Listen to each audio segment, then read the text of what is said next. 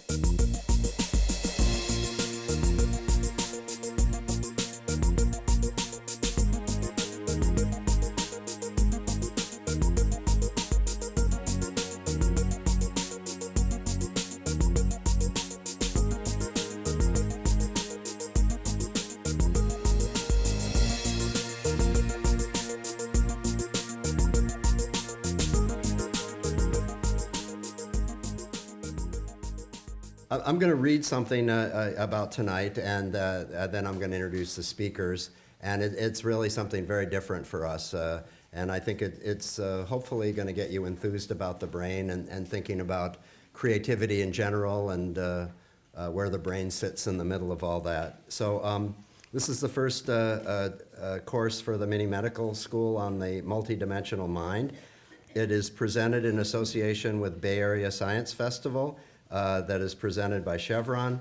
This 10-day celebration of science and technology is organized by UCSF Science and Health Education Partnership. It occurs annually across the Bay Area, and there is a website that you can all read more about this. We thank Gladstone Institute, which is a world-class science institute to which the Nobel Prize was given this last year to Shinya Yamanaka. It's an amazing place, thanks to Shannon Noonan from the Gladstone, who's helped us with this organization. Okay, so I'm going to start by talking a little bit about visual creativity and brain circuitry. I'm a behavioral neurologist, and because I have incredible patients, I've been forced to think about not only the bad things that happen with neurologic diseases, but also to think more broadly about my patients, and begun to realize that some amazing things have emerged in the setting of degenerative diseases. The next speaker will be Keith Vossel. Keith comes from Tennessee. He tells me he plays classical guitar. He's a fabulous neuroscientist. Keith trained in neurology, did a chief residency at Harvard, came out here to do a fellowship in our program, and has worked on model systems, understanding how Alzheimer's disease develops, and he's thinking very carefully about treatments that I think are much more clever than any of the ones we've ever had before. And Keith's task tonight is to think about creativity in the science laboratory. So I can't wait to hear what he's going to say. I have no idea. Our next two speakers are just amazing, and when you talk about Renaissance women, they epitomize it. Let me start with Indre Vaskanis. So Indre, it was the lowest point in her life, but she worked for me for a brief while. And anyways, she came out of UCLA neuropsychology PhD program, where she got an award for the most extraordinary memory thesis in the entire world that year. And she studied what happened in single neurons in the brain when somebody sees someone who's familiar. And she has worked in science, but also is, as you'll hear, an amazing singer. And she has started Opera on Tap in this community, which allows you to have a beer, listen to opera, talk while it's going on. It's a very novel Indre style kind of invention. So Heidi Clare, also unbelievably talented, master's in music education, probably the world's best classical fiddler. She was the visiting artist here at the Memory and Aging Center. where she really transformed our program.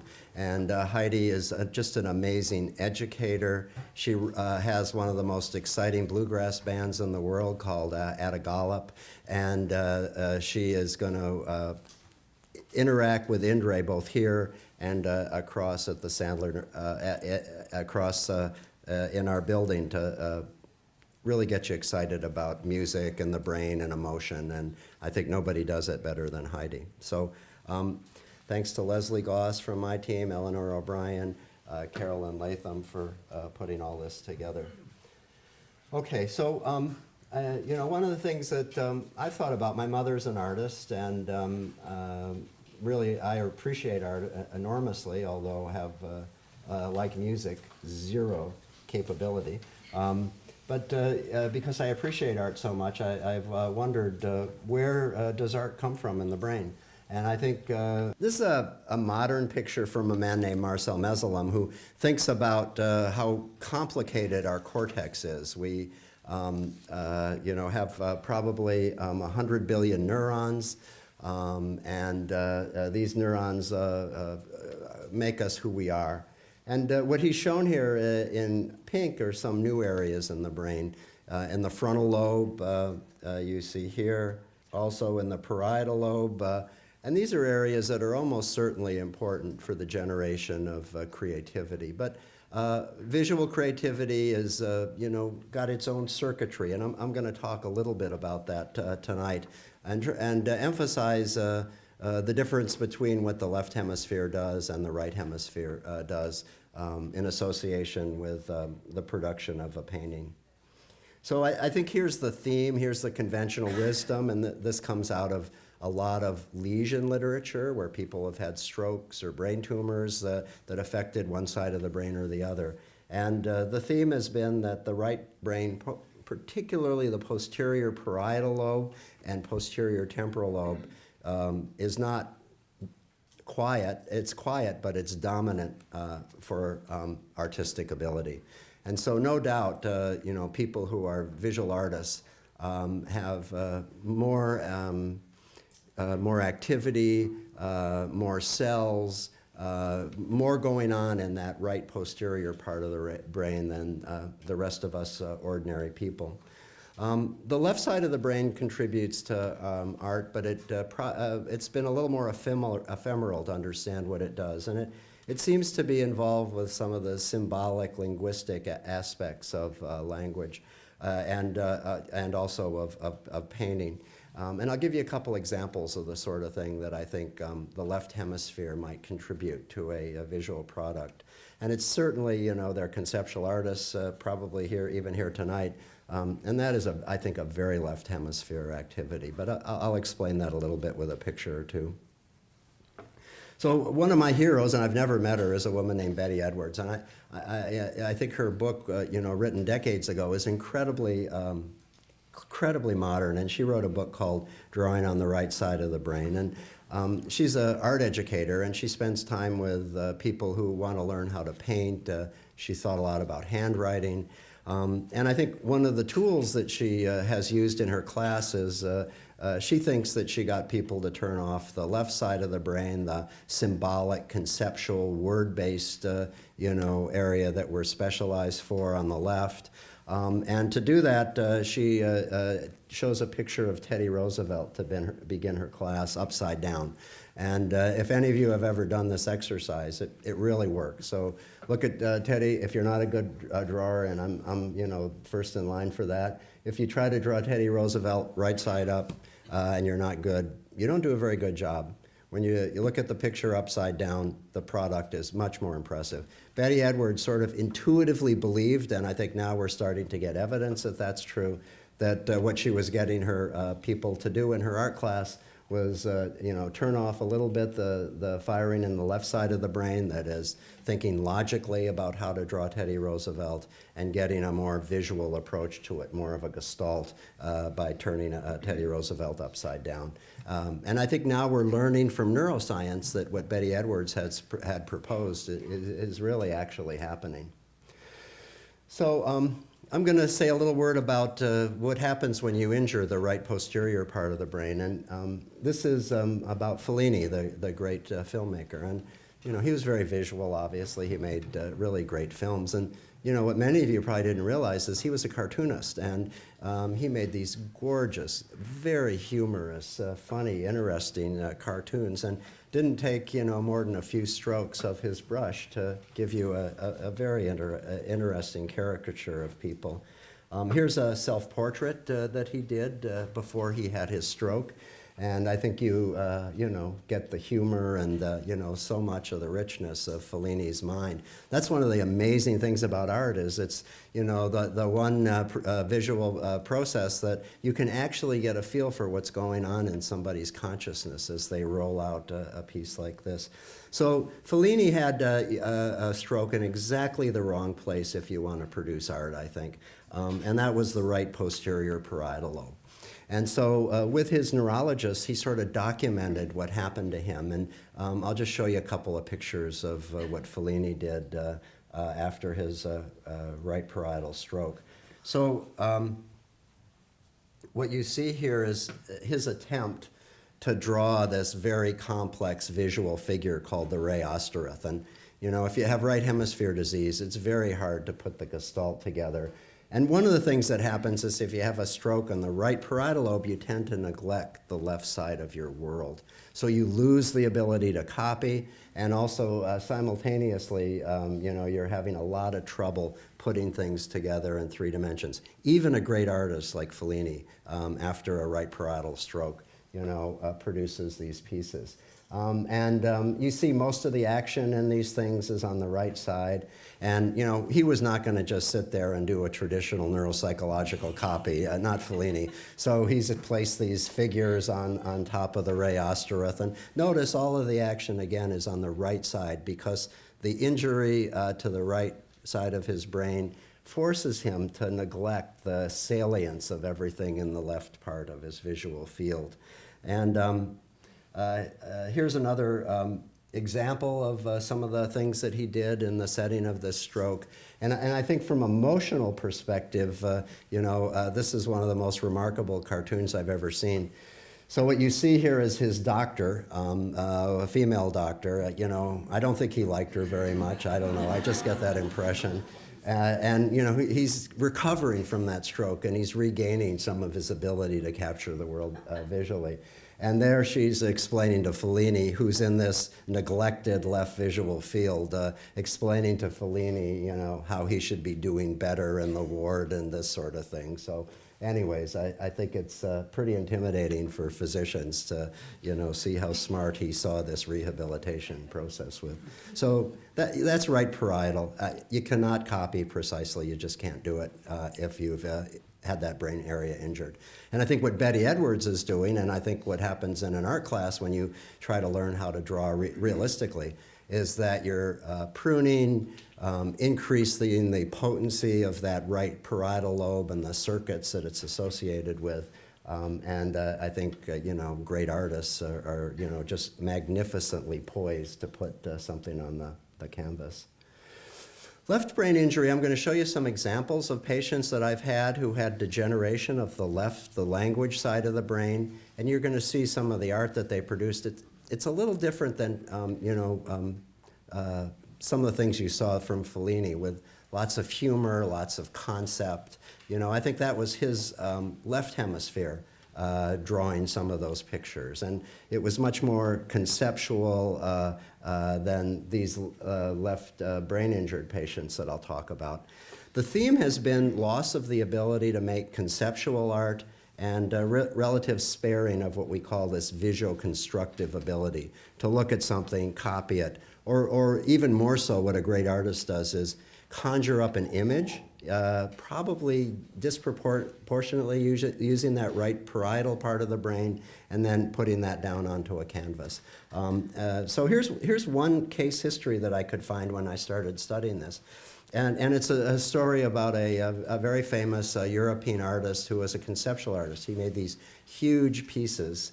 And this is a piece that he called Exhumed. And what he's tried to do in this picture is visually represent the Holocaust. And each one of these little lines here represents the name of someone that died in a specific place. And so this is the kind of art that he did. I mean, clearly it used the right side of the brain as well, because these were massive, visually complicated pieces, but it had a very conceptual component to it. He had a small stroke on the left side of the brain, the language side. He continued to be able to copy beautifully, but what happened to this artist is he never produced a conceptual piece again. And so losing just a little bit of the left hemisphere that was involved with helping him to think up these major pieces really totally diminished his ability to produce conceptual art. So I'm going to show you some of my patients in a minute, and I think there's similarities between this story as well. So I study two major degenerative diseases, one that tends to affect the front part of the brain. So this is frontotemporal dementia. This is a real anatomic analysis of all of our patients with frontotemporal dementia, shown in blue compared to controls. All of our Alzheimer patients shown in red compared to controls. And the punchline here is that the frontotemporal dementias affect the front part of the brain, whereas Alzheimer's disease tends to hit the posterior part of the brain, including the right parietal lobe. So I think what we see very early on in many patients with Alzheimer's disease is this loss of ability to copy. And I think, I have seen in my practice many times, sadly, artists who've developed Alzheimer's disease who had a devastating loss of the ability to copy and produce the kind of art that they did. I'll show you exceptions to that rule in a few minutes. The story with frontotemporal dementia has been a little bit different, and one of the things we've learned is that when there is degeneration in the left frontal lobe or left anterior temporal lobes, sometimes we see individuals who develop a new visual preoccupation, and we've reported on a number of people, I'll show you some examples, who've actually produced amazing art, some of whom have never produced art before they started to get sick. So think of that dichotomy, front, back, and left and right. Okay, so this just shows you again the sort of deficits an Alzheimer patient has. And this is one of the first patients I ever looked after, a lovely nurse, 59 years of age. Not bad memory, just in the very early stages of Alzheimer's disease. And you can see her language was a little bit better. She could spontaneously produce this sentence, almost get it right. But even the sentence, she's having trouble with the visual constructive component. She can't keep it together on the same line. And you ask her to draw those two intersecting pentagons, which we see almost every day in our clinics in Alzheimer patients. Just can't do it. So that is a very typical deficit that an Alzheimer patient has. And again, much like Fellini, who had a stroke in the right parietal area, they don't have a stroke, but they have a degenerative process that really impedes this ability to visually translate complex visual information onto a canvas. So this is a painting from one of my Alzheimer patients, and I think it's not atypical, but I think it's very exemplary of the kind of work that Alzheimer patients produce. This was an artist.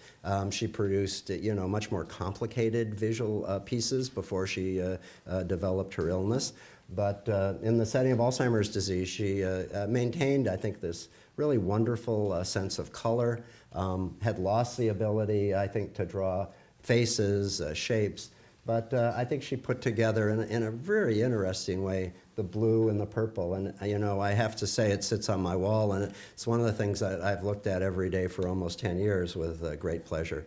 And so I think there's a lot of work with Alzheimer's disease patients, and, I think you have to have limited expectations about what they might do, but also appreciate the sort of things that their brain is still able to produce. And I think this is fairly typical of Alzheimer's disease. This is not so typical, and it's a gentleman who I've learned a lot about by working with his wife, an art historian named Patricia Untermolen. And so Untermolen was a artist who did a lot of portraits. He did a lot of social commentary art. Interesting, he was a little dyslexic, so I think even very early on in his life there was a little asymmetry with the left side not working quite as well. And his wife captured here a series of pictures that Untermullen did, first as an art student, a self-portrait, and then this series of portraits that he showed of himself as the Alzheimer's disease process went on. And I think it's a really courageous set of paintings. What it shows is Untermullen's willingness to show on a canvas how his artistic abilities in some ways are deteriorating, yet and show his own face as he saw it. And I think this really gives us insight into two things. One is the loss of his ability to show in a realistic way what his face looks like. But also I think it shows how he is seeing the outside world. And I think as his disease develops, he's having increasing trouble showing this realistic picture of his face. As you might have guessed, this Alzheimer's was associated with profound depression. He was just amazingly depressed throughout the course of his illness, and I think you see it. And of course, some of you are thinking, as I do, my favorite piece is this last little one that he produced, fairly close to his death. One other thing I just want to say is that the picture in 1996, half of it was done before he realized he had Alzheimer's disease, and he finished it after realizing he had Alzheimer's disease. So I find this some of the most compelling paintings I've ever seen. He had Alzheimer's disease, I will say, having seen his MRI scans. It was more left-sided than many people, so I think his right side was a little bit preserved, and it allowed him to produce these pieces very late into the course of his illness, albeit changed. Okay, so I'm going to end by just saying a word or two about frontotemporal dementia, and I've written a lot about this, not because I thought I would see it, but just serendipitously, and because of the persistence of my patients and their caregivers who insisted that I take seriously this idea that some of them had actually developed increased visual creativity in the setting of their illness. And so the theme has been patients with frontotemporal dementia can develop new artistic skills after disease onset. Visual creativity is more common when the anterior temporal lobes, I'll show you some examples of this, or left frontal lobe show focal degeneration. And a long time ago, I reported on 12 patients who showed the emergence of musical, much rarer, or visual ability in the setting of frontotemporal dementia. And so this is Marilu Gorno-Tempini's description of the progressive aphasias, and these are individuals, and these are the ones where we see visual creativity, and it's anatomically no surprise. These are patients who have a degeneration either in the temporal lobe on the left, the parietal lobe, and that's what Untermullen had, an Alzheimer variant, and the frontal lobe shown in green. And these are individuals who sometimes in the setting of this degenerative disease, particularly patients where the temporal lobe is the nidus of the degeneration, where suddenly you see increased visual creativity, and I'll show you some examples.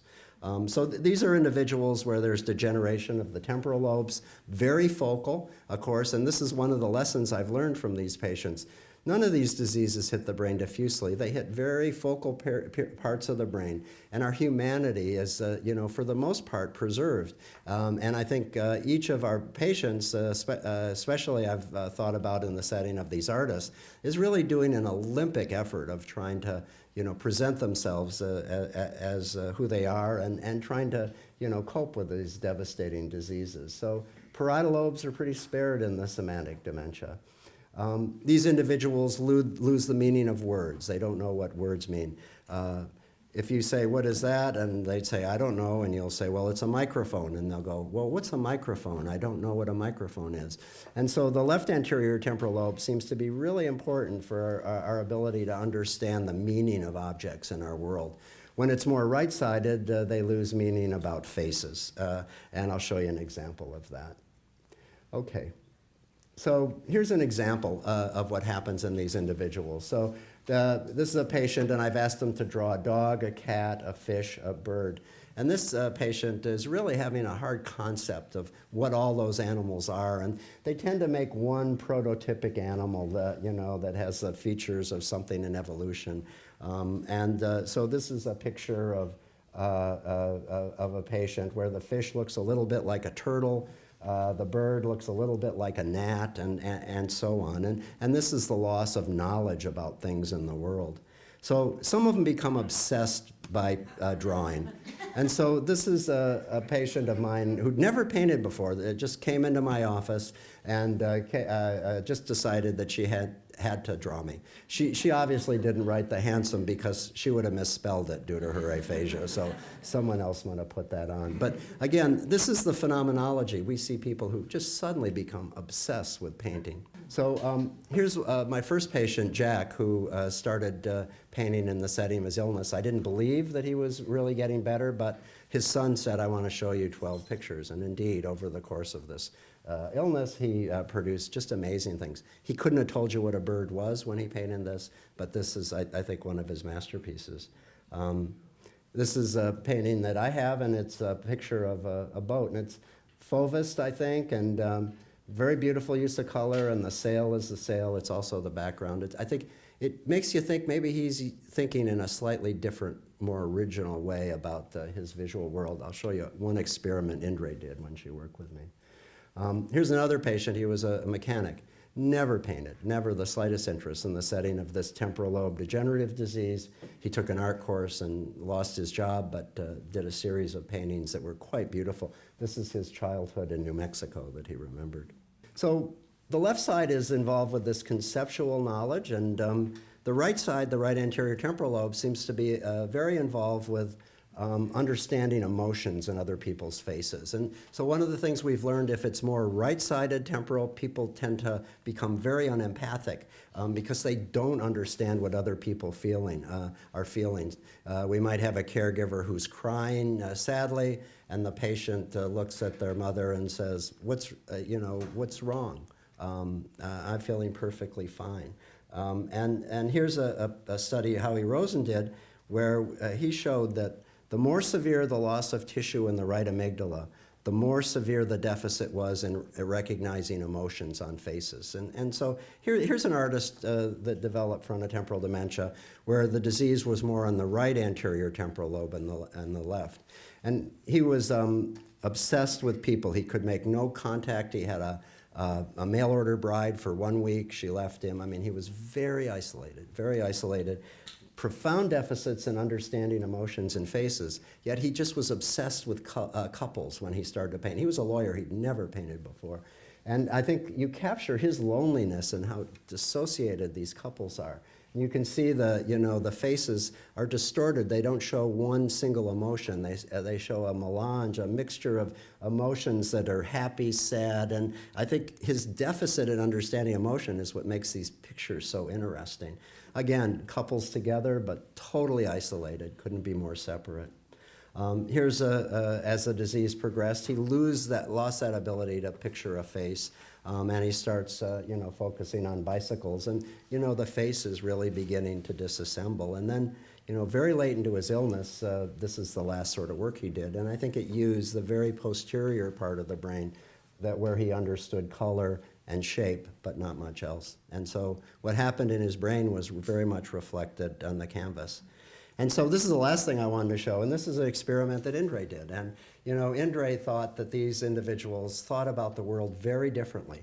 And so it's a very smart but simple paradigm. And she asked, what would you look at if you had semantic dementia and this temporal lobe disorder? Do you look at the world differently? And what you should be doing, and we did an experiment, and this little red dot is going to show you the eye movements, is you should be looking at the penguins. Well, look at what the semantic dementia patients do.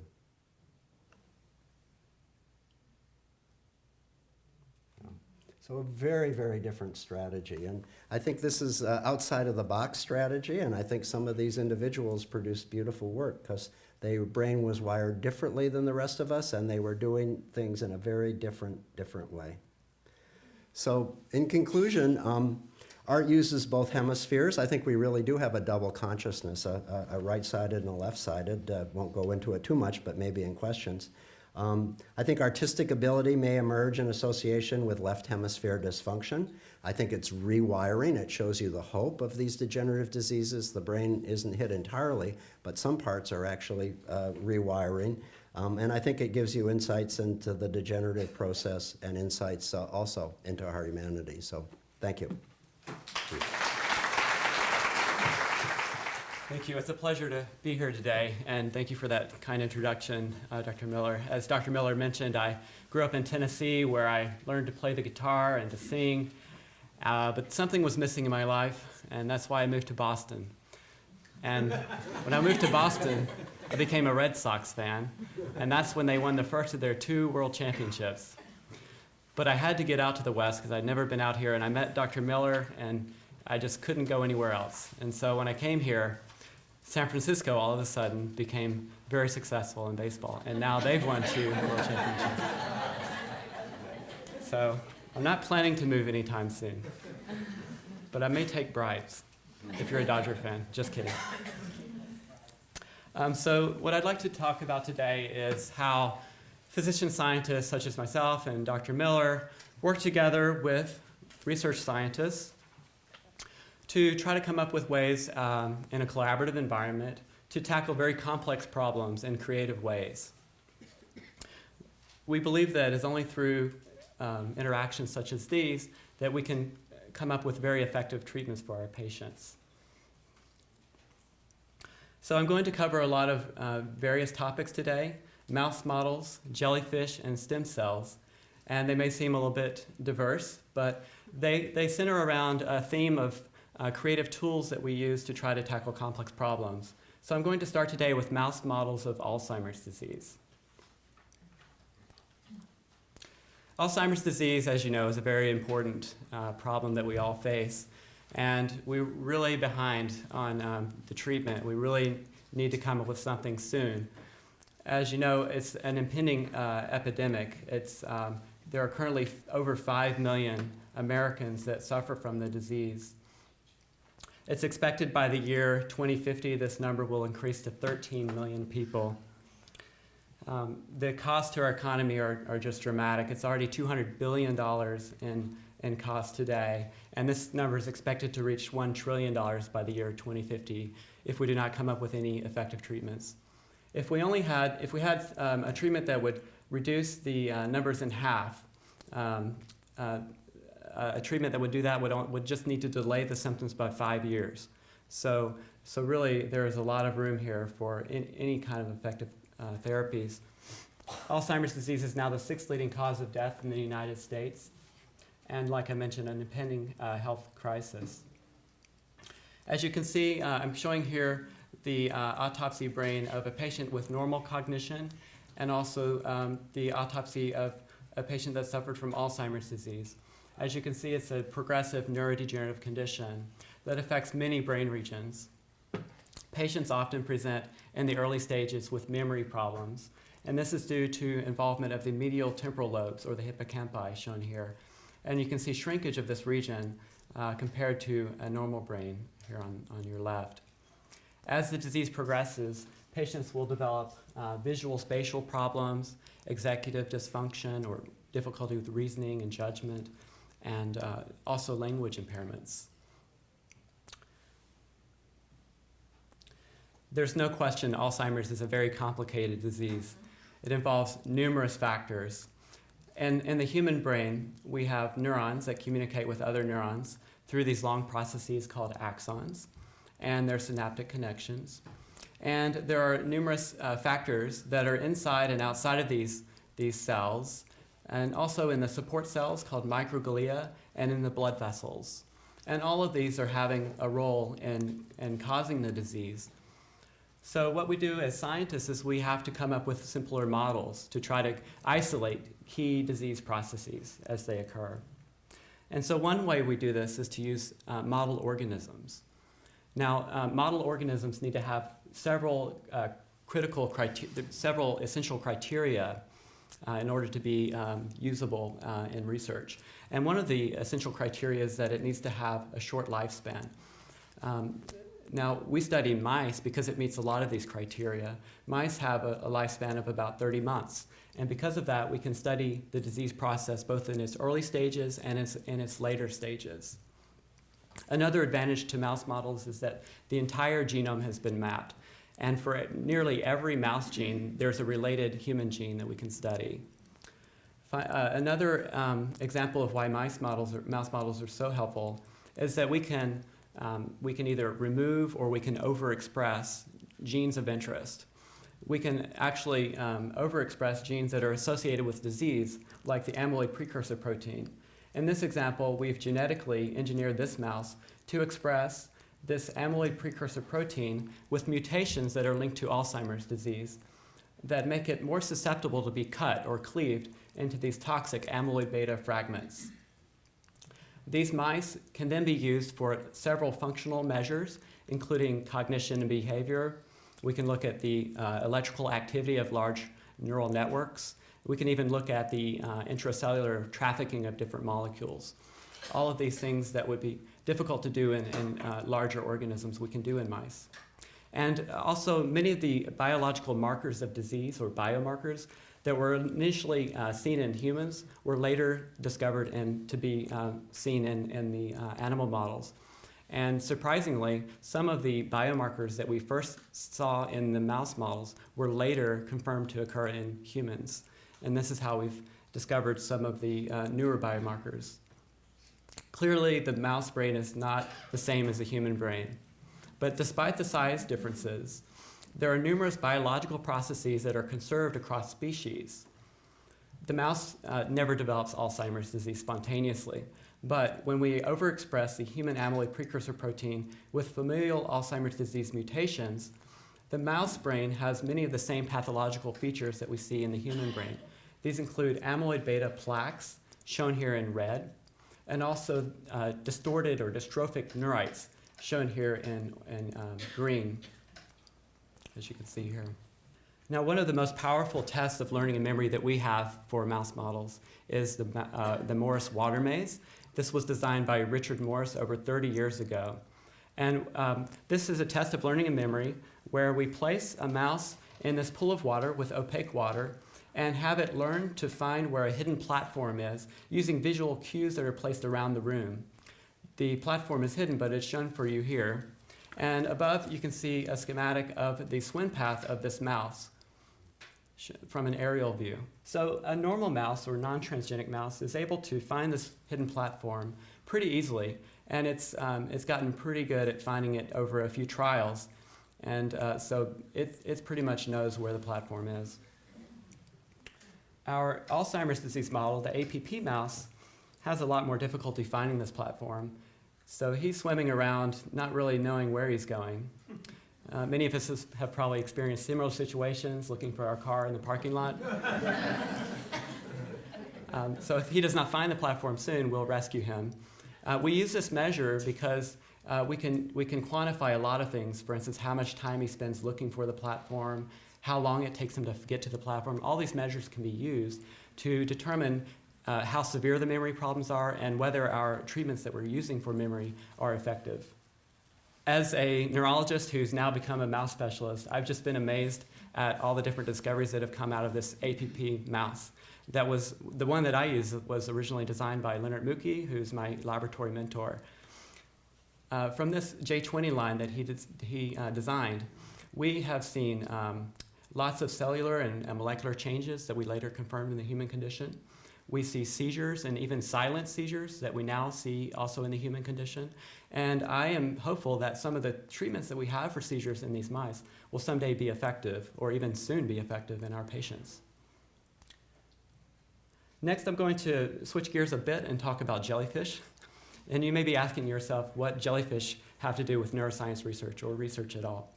Well, in 2008, these three gentlemen won the Nobel Prize for their work on this jellyfish. Dr. Shimamura arrived from Nagoya University in 1961, and he arrived at the University of Washington. And where he was there was near Victoria, British Columbia, where this jellyfish lived. This is the Aquaria victoria jellyfish. And he was interested in studying bioluminescence proteins.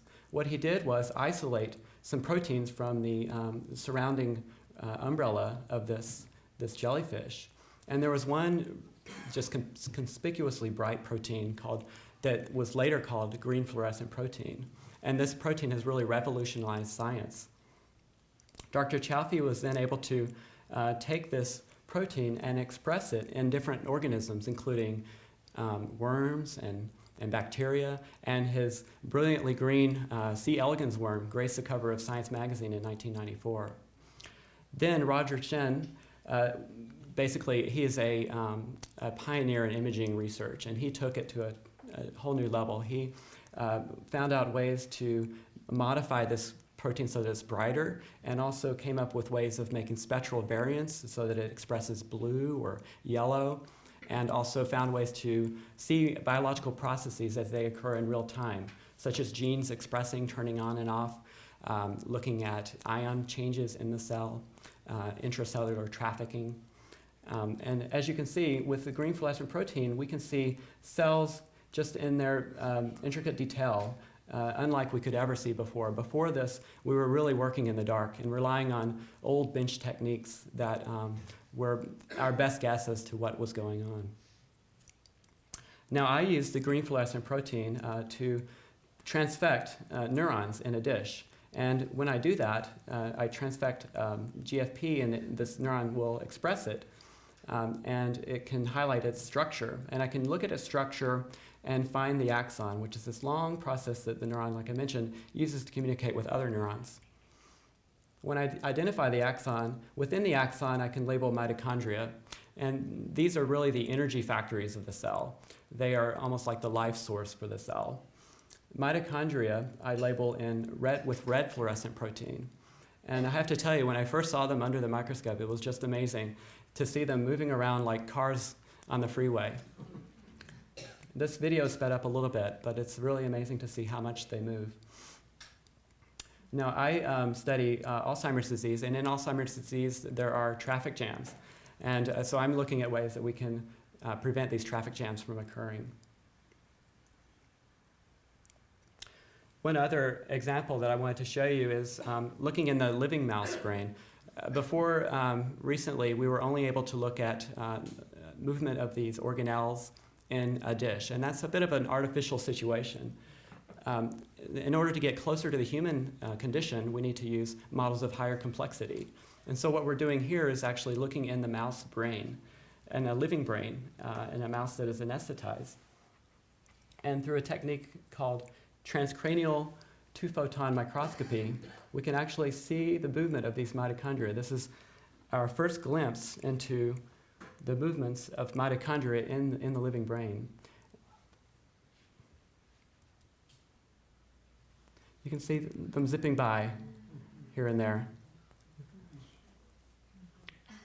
So this video is sped up a little bit, as you can see, but mitochondria in our brains are moving around all the time. It's really amazing to think about. Now, this is the closest that we are able to get to the human condition currently, but there is even one more advance that I wanted to tell you about that brings us even closer. This is human-derived stem cells. Stem cells get a lot of attention, so I wanted to start by giving a definition of exactly what a stem cell is.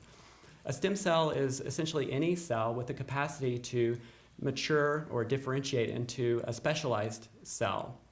This is how the human body is made. We all begin as a single cell, and through multiple divisions, the cells mature into more specialized tissues. And then eventually, a single cell can turn into a heart, bone, neurons, cartilage, everything.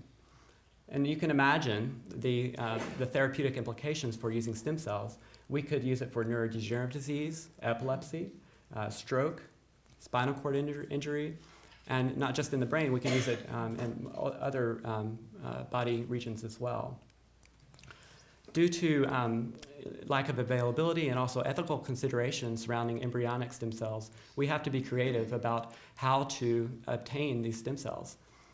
And this is some technology that was pioneered by Shinya Yamanaka. Dr. Miller mentioned him just a minute ago. Dr. Yamanaka won the Nobel Prize just this year for his discovery of iPS cells. So one way to make stem cells is just to create them or engineer them. And this is exactly what we're doing here. The technique that he pioneered is taking skin cells from a patient and then growing them. They're called fibroblasts at this stage.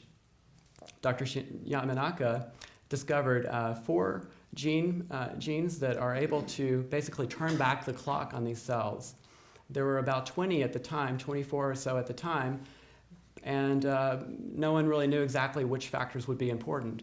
What Dr. Yamanaka did was ingenious. He just threw them all in and then slowly just peeled back one at a time until he could find what were the four essential ones. This was thought to be pretty crazy at the time, but it worked. Now he found these four factors that turn back the clock and turn these skin cells into stem cells.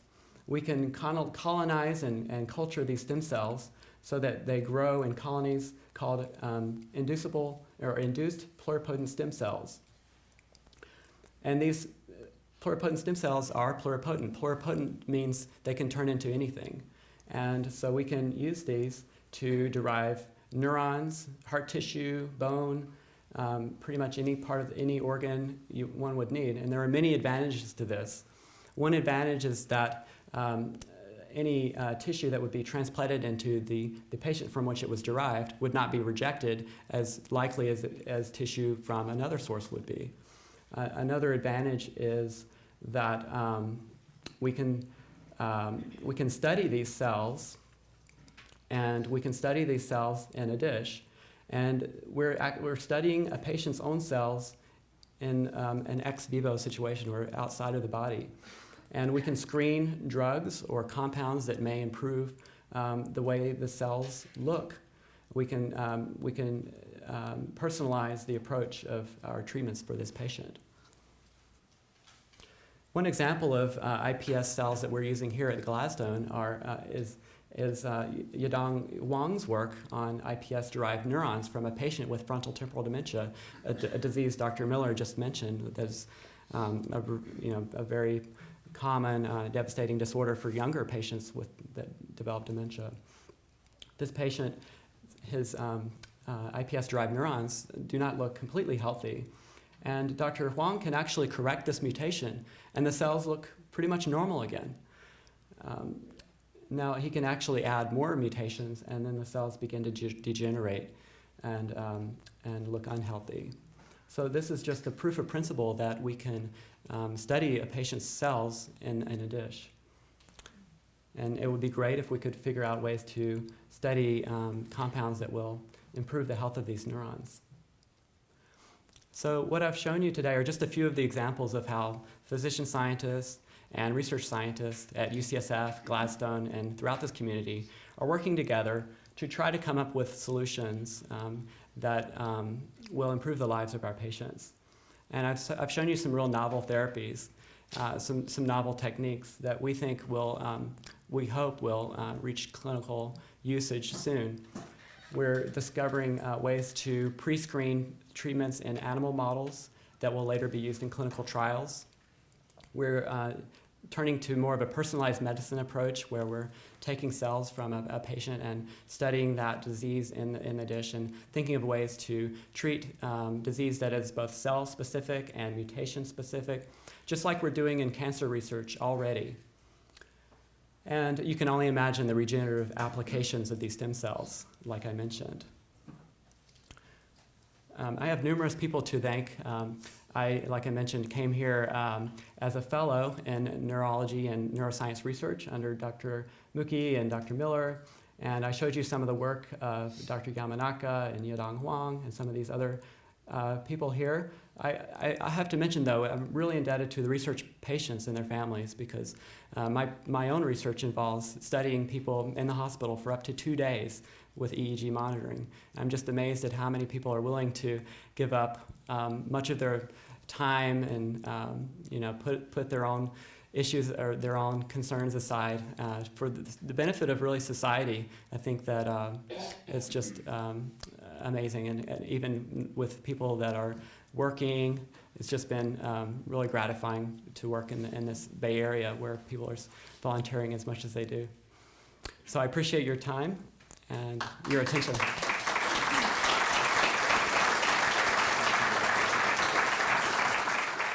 I do want to thank Dr. Miller for that very warm introduction. My time here at UCSF was certainly not one of the down moments of my career, but rather a stepping stone I was very fortunate that when I was here, I was allowed by Dr. Miller's generosity to do a postdoc and also go across town and do a Master's of Music at the Conservatory of Music.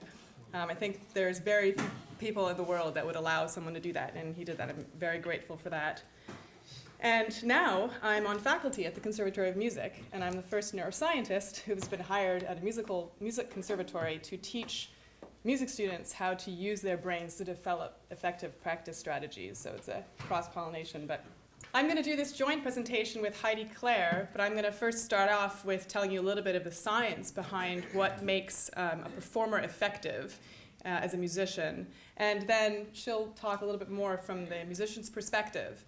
But first, let me start off by saying music is all around us, and there are many different ways in which we can listen to music. Sometimes we use it to pump us up when we need to work out, or to help us grieve over a loss.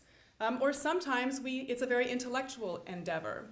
And although, just as there are many different types of music, there are many different ways of listening to music.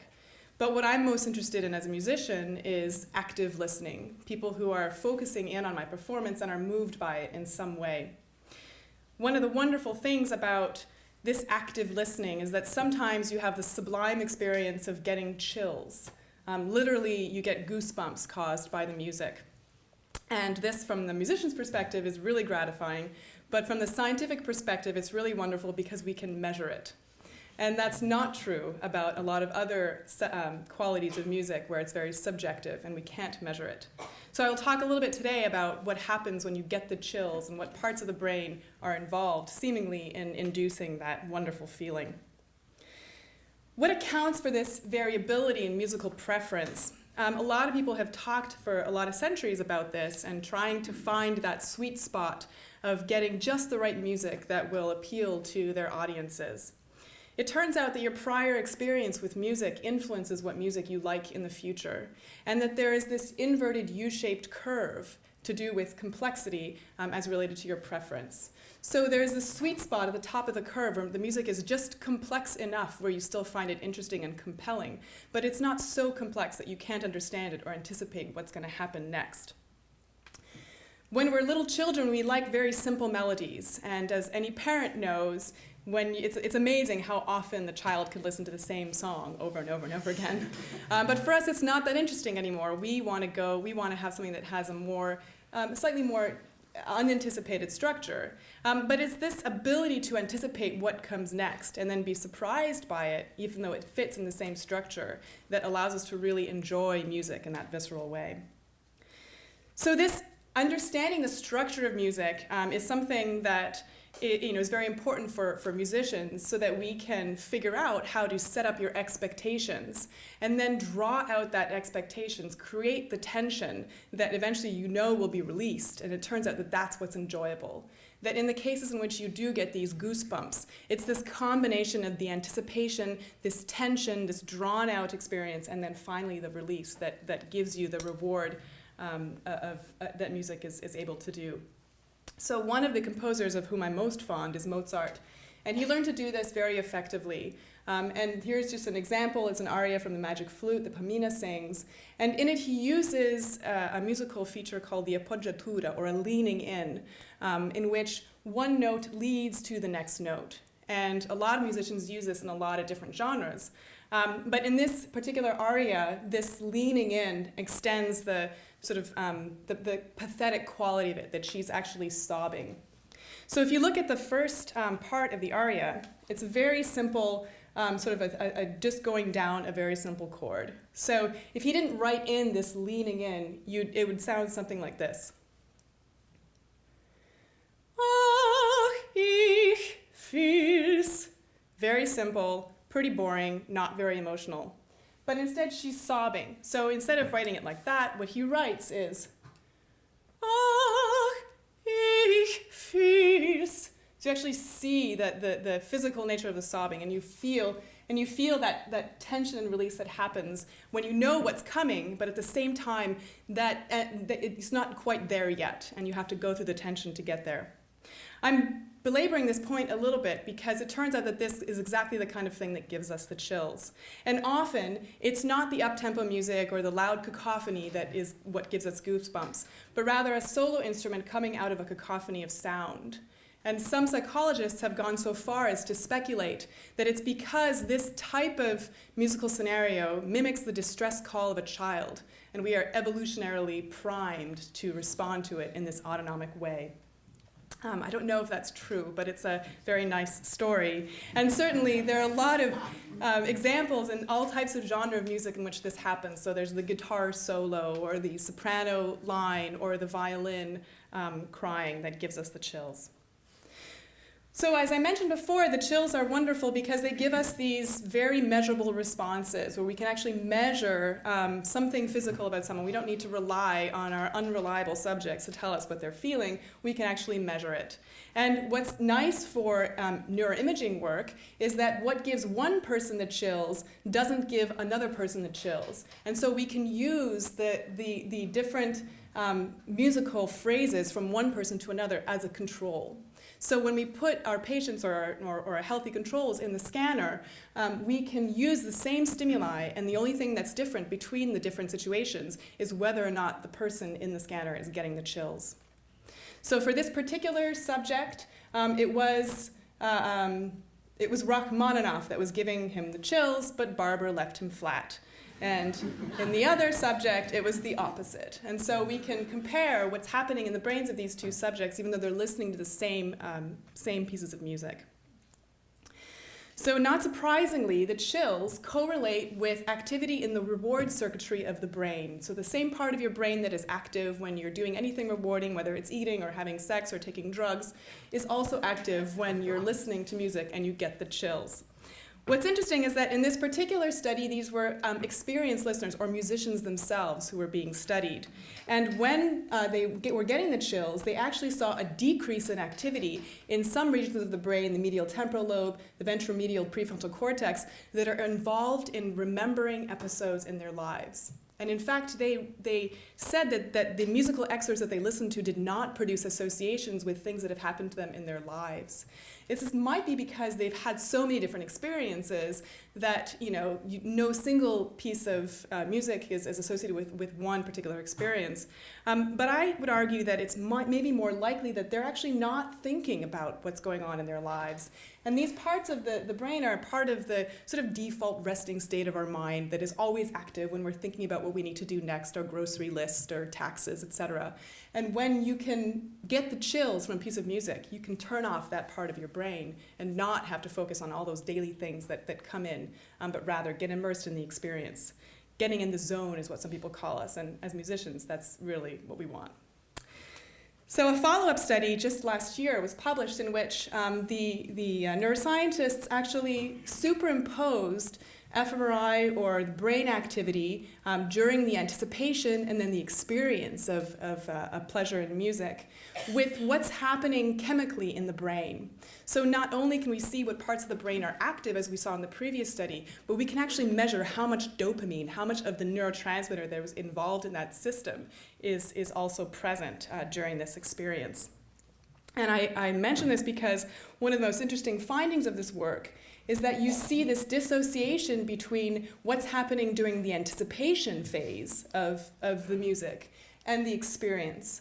And as musicians, we work very hard to elongate that anticipation phase. We want to keep you in that phase so that by the time we release the tension, it's just that much more pleasurable. That's our intuitive sense, and this is one of the first studies that actually backs it up.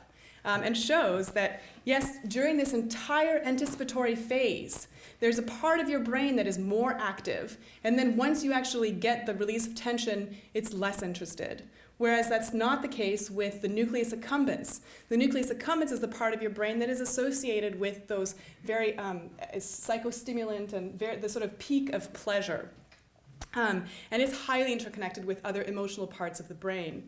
Whereas the caudate, which is this part of the brain that is involved in this anticipatory phase, is much more tied to your sensory and other association areas. And it's the part of your brain that lays down associations between rewarding things and the reward itself.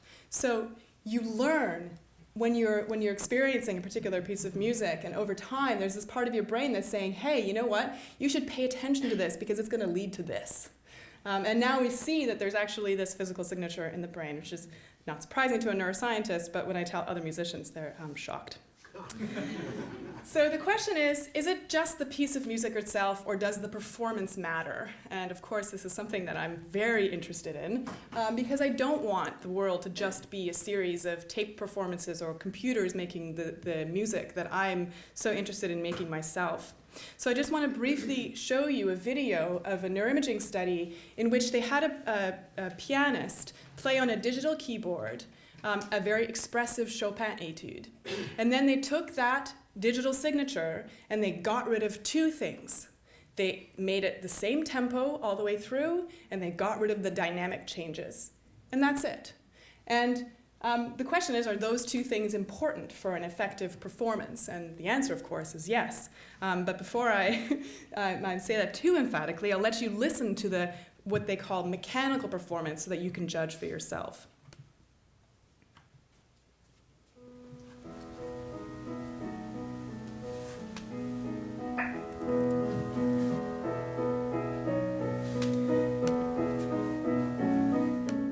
Okay, that's enough of that. But the point of that video was that you would see this tempo fluctuation, that part of the brain, when there's an expressive performance, follows the tempo. And then you can see this build-up and anticipation. You can see the build-up in the brain of these different parts of the brain that are active. And as you come to the peak of the performance, you see the brain responds in a similar way.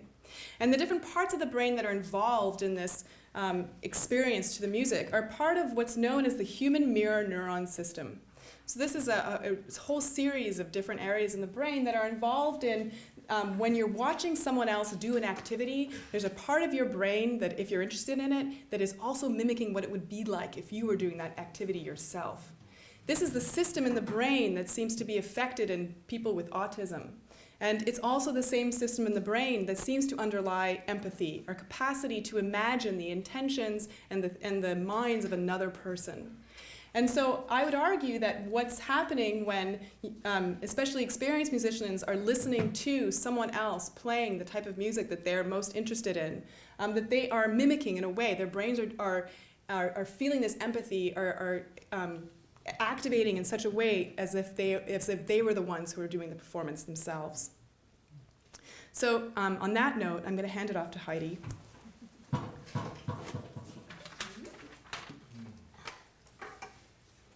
I don't have a computer. Gosh, there's not a lot of time, but I just want to touch on a few things. I'm a teacher as well as a performer, and for me, successful teaching, to have a successful lesson with a student, I have to make sure that I deliver new material with familiar. And you see this all across the board with music. Bob Dylan's one of my favorite examples because he will use sort of American cliches, going down the road feeling bad, lines like that, and then that brings you in because you know that line, and then he'll bring in his own personal poetry, and he gets some trouble for that. And every time somebody says, brings that up to me, I always say, it's brilliant. He's bringing us in so that we can accept whatever he is trying to say. And anyway, I think that's it's something that is really important in teaching, but it's also important just in delivering new music. How many of you been to maybe the symphony or some kind of performance where it's new music and you feel like, well, my brain is working so hard and I'm still not getting it. It's hard, and I think it's so important for the composers and the performers to really figure out how to bring us in, how to pull us in. As a performer, that's my job, is to pull my audience in. And one of the things that's really important to me is brain engagement. And I have been doing this for many, many years, but never actually thought about it. And with Dr. Miller bringing me in, I've had to look at it in different ways. And it's true, as Indre said, when we are engaged musically, we're not thinking of what happened in the past or what's happening around the corner. And that's the only way I can make good music. And so I thought I'd just give you an example of this, because this is something that you can take if you go to see a live show, which I hope you do often. That it is the way it's why you're moved. And if that musician's brain is not properly engaged in the music, you won't be moved. And so here's a tune. This is an American tune, and it really goes back a lot of years and a lot of different genres as well. But I'm an old-time fiddler or bluegrass, either one, whichever your preference. And I'll play you this tune. This is called Turkey in the Straw. I'm going to play it first just disengaged. I'll probably think about what I might be having for dinner. Or about my early flight tomorrow morning. I'm hoping I actually make it to BART on time. But I'm not going to be thinking about music. I'm going to do my best to completely disengage, but I'm going to play it very accurately, as if I was reading it from a page.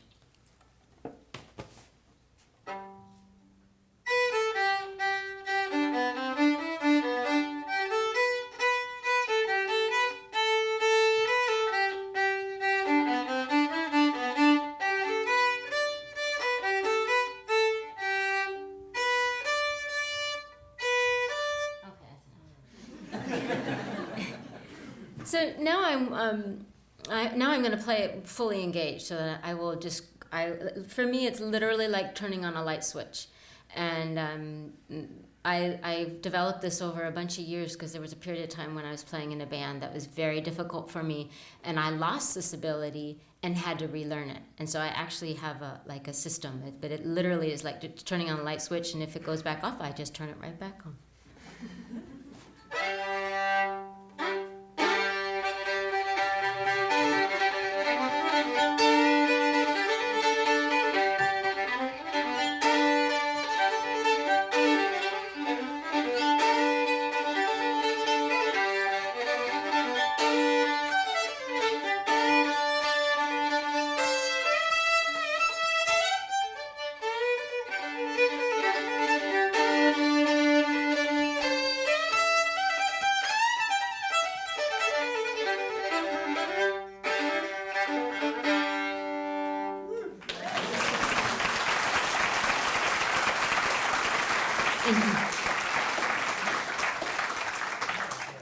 That's fun. Thanks for listening. So I just want to talk about one other thing. This is just something that happened this last weekend. It was interesting to deal with, and then we're going to head over that way. And Andrea and I will play a little music, so come join us. But this last weekend, I play old time, as I mentioned, or bluegrass, and this last weekend I played in I guess you'd say sort of an alt country / rock and roll band with Bill Kirchen. Amazing guitar player. Love his music. We had and drummer, full on drummer, did not hold back. My ears are still ringing. But they sent me some songs to learn, and so I learned all the breaks, and learned all the different keys, and I was having a great time. So Friday night we played at the Throckmorton in Mill Valley, and it was really fun. It was great. I felt like we did a great job. We entertained the audience. So we had 2 more gigs the next 2 nights, and they were having such a great time. They started throwing all this new music at me. And I could not engage my brain the way I wanted to, because I was having to think about the key, the progression, trying to do as little painful sounds as possible. And it was really hard. After Friday night, I was so elated and I felt so good. Like I can't explain it, but when you've had a great gig, you just have completion, this feeling of really positive completion. Friday, Saturday, and Sunday were okay, but so I left the evening going, oh, gosh, all those notes. Wish I could have been so engaged, properly engaged. But With that, I think did you need to close, or do we just head over there? I could close just by Okay. thanking Heidi,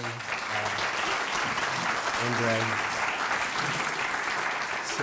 So Heidi tells me her gigs are done for a little bit.